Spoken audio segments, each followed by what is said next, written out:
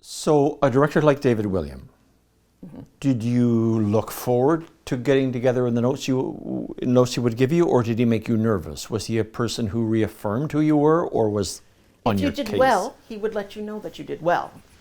Now I know that actually for most directors, they all think if you say something positive first, then it's easier to say something negative, to just not always be negative, that's a good thing. But certainly if there was something, a note that I needed to act upon, he would give it to me.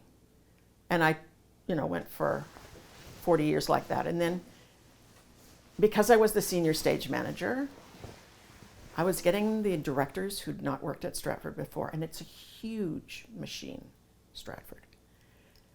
And so I did Ben Carlson's Hamlet, which was directed by Adrian Noble, who was famous in his homeland and an excellent, had been, I think, the artistic director of many of the major theaters in England.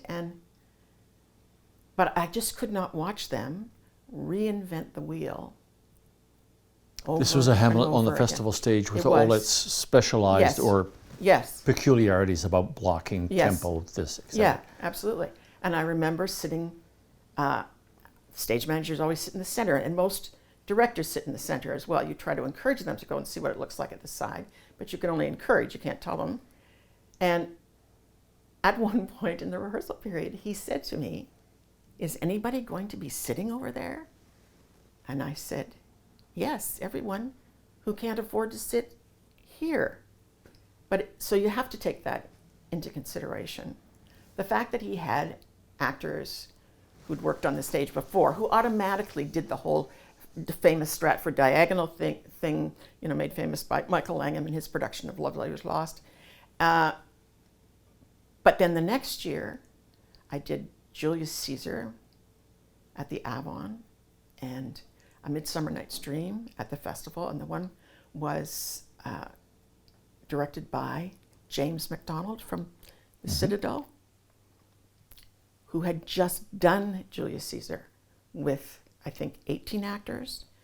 So he really didn't know what to do when Stratford will give you 35. So that was kind of hard. And then Midsummer Night's Dream was directed. So kind of hard. So you're trying to gently guide that, saying, Mr. Director, here's what could happen. Yeah, they could. Maybe, yeah. And I think all directors realize, all good directors realize, that the stage manager has a viewpoint that is totally different than theirs. And sometimes, if you have confidence in your stage manager, you can ask about that. Like, what does this look like when you are looking at it, as opposed to myself, who's very in it when it's happening. Right. Or actors are the same. They know enough to try to get the opinion of somebody who is outside the actual emotion that's happening and knows what it looks like to an audience. So does that mean that you are never emotional when you watch something, through an emotional lens, as it were? No. I'm invested in whatever I'm doing and whatever I'm watching. I just have for the most part, a different point of view than other people, just because of the nature of the work that you're doing. Right.